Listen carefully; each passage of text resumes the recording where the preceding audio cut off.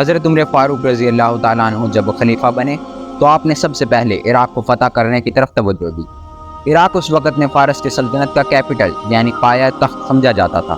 حضرت عمر فاروق رضی اللہ تعالیٰ عنہ نے حضرت سعد بن ابی وقاص رضی اللہ تعالیٰ عنہ کو سپہ سالاری نامزد کی اور ان کو لشکر کا سپہ سالار بنایا، اور اسلام کا یہ لشکر قادسیہ کے معرق الآراء جنگ لڑنے کے لیے روانہ ہو گیا۔ ایرانی فوج کا اس وقت کا سربراہ رستم تھا، جو اپنے ہاتھیوں کو ساتھ لے کر مسلمانوں پر حملہ آور ہوا تھا۔ قادسیہ کی جنگ 3 دن تک جاری رہی۔ بالآخر عراق مسلمانوں کے ہاتھ فتح ہو گیا اور مسلمانوں نے ہاتھیوں اور انسانوں کے اس حملے کو شکست دے دی۔ عراق کی فتح کے بعد حضرت عمر فاروق رضی اللہ تعالیٰ عنہ نے شام کو فتح کیا۔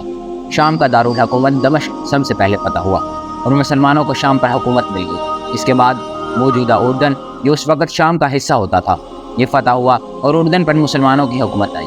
اس کے بعد جنگ یرموک ہوئی، جس میں صرف 30,000 مسلمانوں نے 2 لاکھ عیسائیوں سے جنگ کی، اور اس جنگ کے نتیجے میں 1 لاکھ عیسائی قتل ہوئے، صرف 3,000 مسلمان شہید۔ لیکن یہ شام پر ایک فیصلہ کن جنگ تھی، اور اس کے نتیجے میں مسلمانوں کے ہاتھ موجودہ شام، اس کے ساتھ اردن، اس کے ساتھ لبنان، یہ 3 ملک مسلمانوں کے ہاتھ لگ گئے۔ اس کے بعد موجودہ فلسطین اور بیت المقدس پر اسلامی فوج نے حملہ کیا۔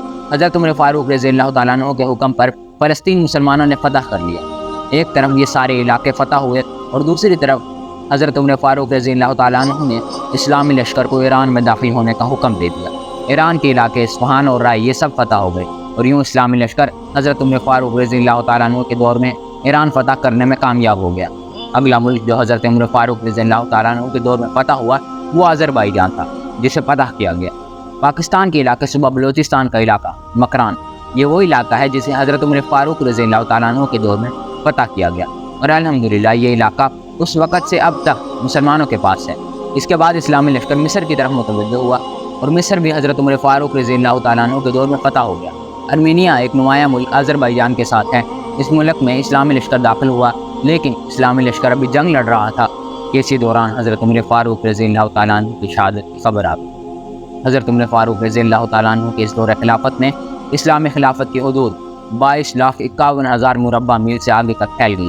اللہ تعالیٰ حضرت عمر فاروق رضی اللہ تعالیٰ عنہ پر کروڑوں رحمتیں نازل فرمائے، آمین ثم آمین۔ اسی کے ساتھ اپنے ہوسٹ شایان احمد کو اجازت دیجیے۔